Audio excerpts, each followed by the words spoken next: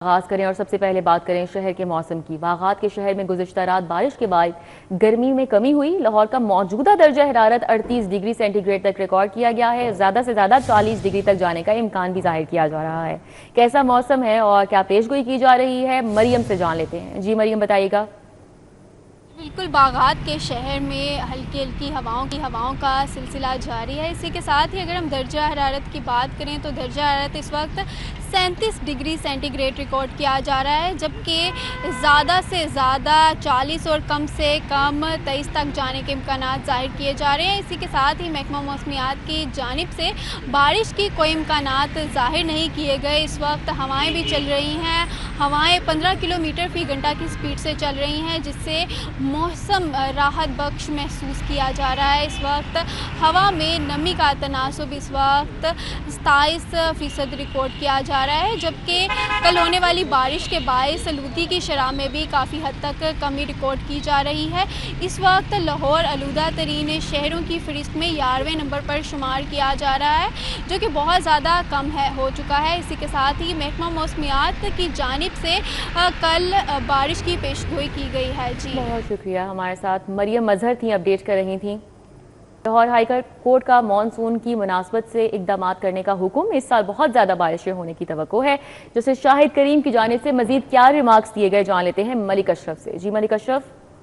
Lahore high court में समूह तदारक मुतल्लिक़ case की समाअत हुई है और अदालत ने आने वाले मानसून की बारिशों के हवाले से मौसर इकदाम करने की हदायत की है। लाहौर हाई कोर्ट ने जो इस हवाले से कई अहम इकदाम करने की भी हदायत की है। केस की समाअत का आगाज़ हुआ तो डिप्टी डायरेक्टर माहौलियात अली इजाज़ में दीगर अफसरान अदालत में मौजूद थे।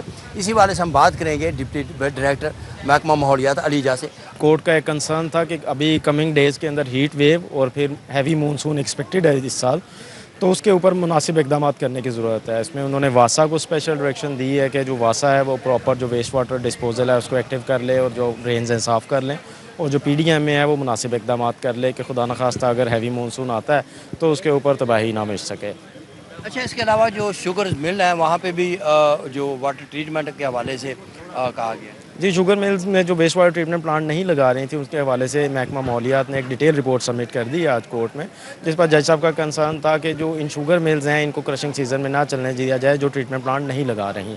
तो उसके ऊपर बिल्कुल डिपार्टमेंट काम कर रहा है और इंशाल्लाह जो कंप्लायंस है कोर्ट ऑर्डर्स की बिल्कुल की। देखें, जो नेचुरल डिज़ास्टर्स हैं वो तो क्लाइमेट चेंज का फिनोमेना है, उसके ऊपर पाकिस्तान एडेप्टिव मेजर्स कर सकता है ताकि जो बारिशों से होने वाली नुकसान हैं उनसे बचा जा सके। तो उसके ऊपर बिल्कुल PDM में और जो टोटल गवर्नमेंट मशीनरी है वो काम कर रही है और इंशाल्लाह आप देखेंगे कि इस दफ़ा मानसून के अंदर काफ़ी अच्छा इकदाम किए जाएंगे। अदालत का जो इंतबाह है बिल्कुल मुनासिब है और उसके ऊपर उन्होंने जो गवर्नमेंट को एक अवेयरनेस कॉल दी है उसके ऊपर गवर्नमेंट बिल्कुल काम कर रही है और इंशाल्लाह करती भी रहेगी और आप देखेंगे कि इस मानसून में बहुत अच्छे इकदाम किए जाएंगे।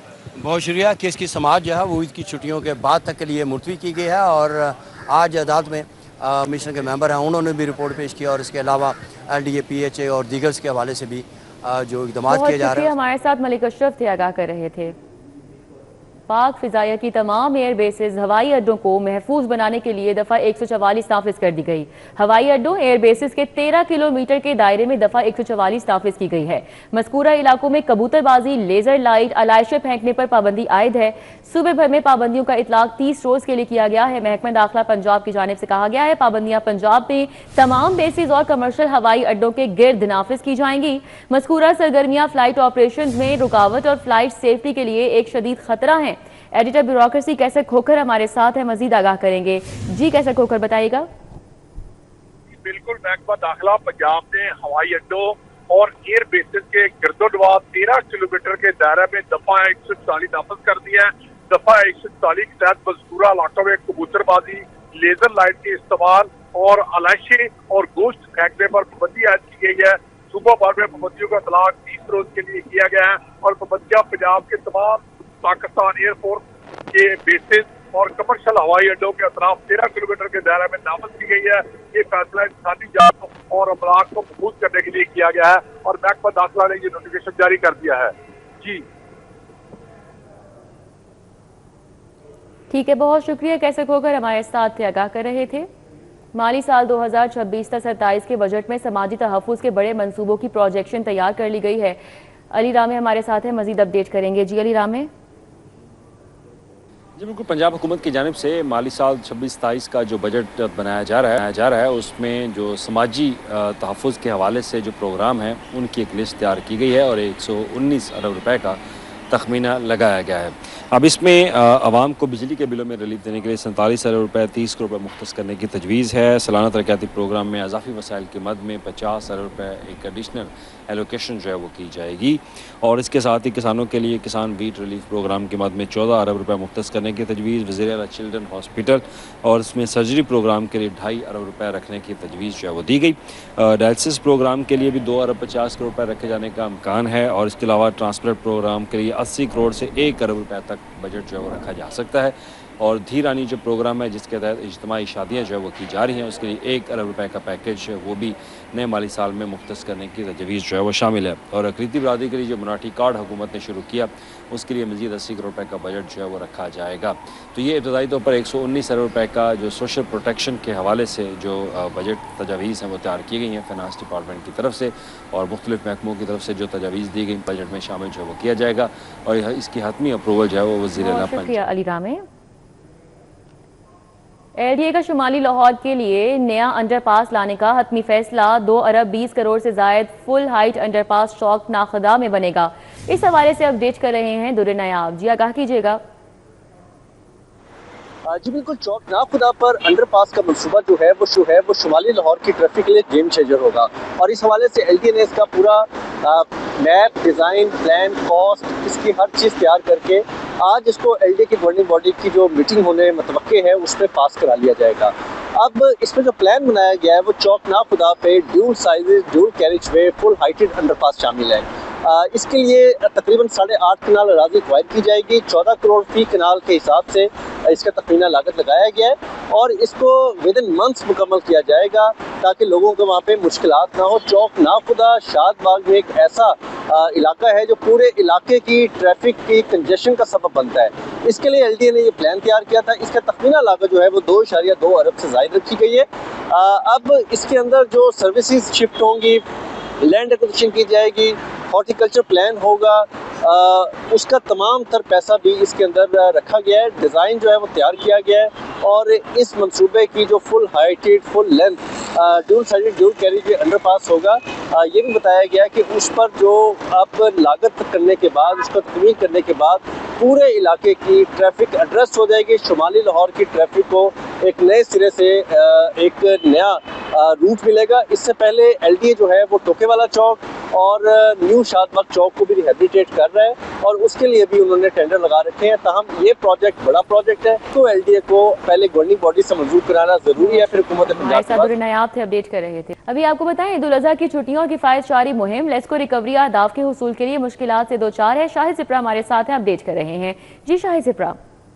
जी बिल्कुल, ईद उल अज़हा की छुट्टियां और वफाकी हुकूमत की कफ़ायत शुमारी मुहिम की वजह से लाहौर इलेक्ट्रिक सप्लाई कंपनी को वाजबात की वसूली करने में मुश्किलात का सामना करना पड़ रहा है और जो टारगेट्स दिए गए हैं उसके मुताबिक सार्फिन से बिजली के बिलों की वसूली नहीं की जा सकेगी। ज़रा ने बताया है कि बिलिंग साइकिल का बाकायदा तौर पर आगाज़ चूँकि 10 और 11 मई से किया जाता है और यहाँ पर जाकर सार्फिन के मीटर्स की रीडिंग लेने के बाद उनको बिल्स अरसाल किए जाते हैं और 60 से 70% ऐसे सार्फिन हैं जिनके बिलों की अदायगी की मुकर्रर तारीख 21 से लेकर 31 मई तक रखी गई है और 21 से 31 मई के दौरान ईद उल अज़हा है। इसके साथ जो कफ़ायत शुमारी मुहिम है इसकी वजह से भी कुछ छुट्टियां हैं और साथ में ये भी बताया जा रहा है क्योंकि ईद उल अज़हा है इसमें सार्फिन की जानिब से करंट बिल्स भी अदा नहीं किए जाते ताकि वो ईद कुर्बान कर सकें।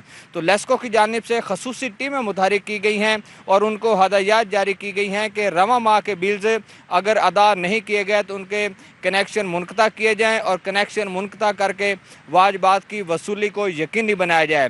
ये बात काबिल ज़िक्र है कि ये 21 से 31 मई के दौरान बड़े कमर्शियल और इंडस्ट्रियल सार्फिन की बिलों की अदायगी की मुकर्रर तारीख भी इन्हीं दिनों में रखी गई और आज बिलखसूस जो आज की तारीख है इस दौरान सनती सार्फिन की जानिब से बिल अदा किए जाते हैं।